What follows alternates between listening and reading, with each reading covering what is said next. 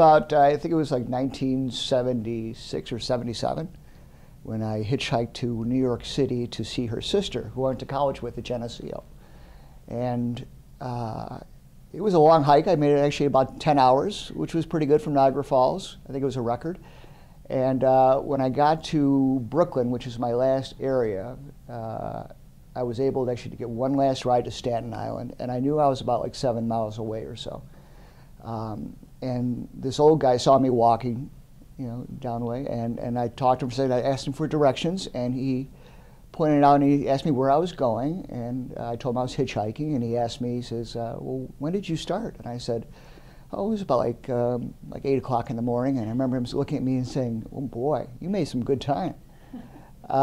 So he actually went into his house and actually called the Myers household at the time, and I remember Gidget answered the phone, I guess, and she said to the person, is he here actually in Staten Island?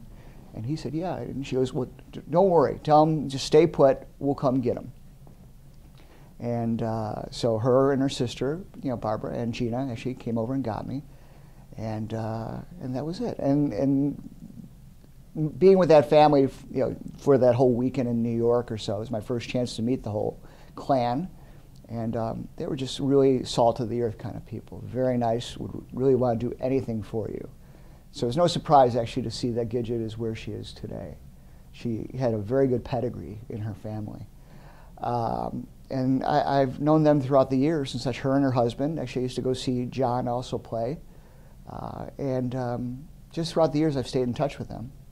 And that's my history with Gidget and Gina and Barbara and everybody else in that place.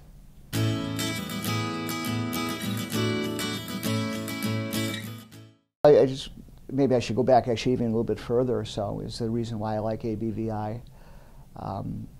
Back in high school, a very good friend of mine had diabetes, and he was an athlete. He was in excellent shape. He was one of your high school jocks, and never saw this coming for him. And because of that, he also got an eye injury, injured in a basketball game, and eventually, by his mid-20s or so, his vision started deteriorating. And so now, since mid-20s, he's totally blind. But to see what he's done with his life, he has not let it get him down. He's water skied, he's played basketball. He actually ran the torch for the Olympics for a quarter mile in Niagara Falls. And to see him is just truly an inspiration, to see how people who are blind and visually impaired can work with organizations like ABVI, and how they can make their lives better and just sort of seamless, that these people can live a normal life despite the facts of their challenges that they have.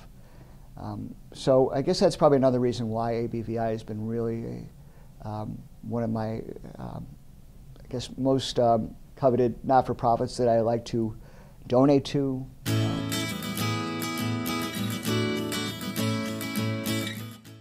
Yeah.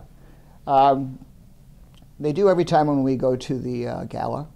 When we part of the way that we raise money through the gala is actually to bring out testimonial figures, and that's a key in most fundraising principles and best practices, where you show a donor where their money is going, and you show them that basically is that their gifts are making a difference.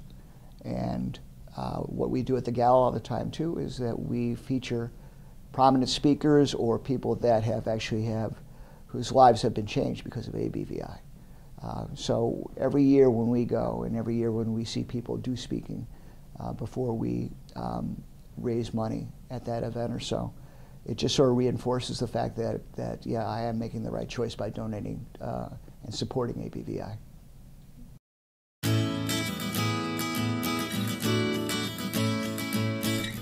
No, actually, it was a great gig to be the MC, to fill in as sort of like a spot starter, right-hander or so, coming in from the bullpen or so, because it just gave me a different look or so as well too. And I've been writing this fundraising track, which hopefully someday I'll feature, which is what is a sales rep, a not-for-profit executive, and a stand-up comic, have in common. And you can really combine your talents like that to ask people and treat people like they're your friends, and that's what you do when you're your donors as well too. You try and show them the ways that we're all in this together. And being an MC at that time or so, it enabled me to actually use some of my God-given talents as well too to help raise even more money for ABVI, and I was very proud to do that.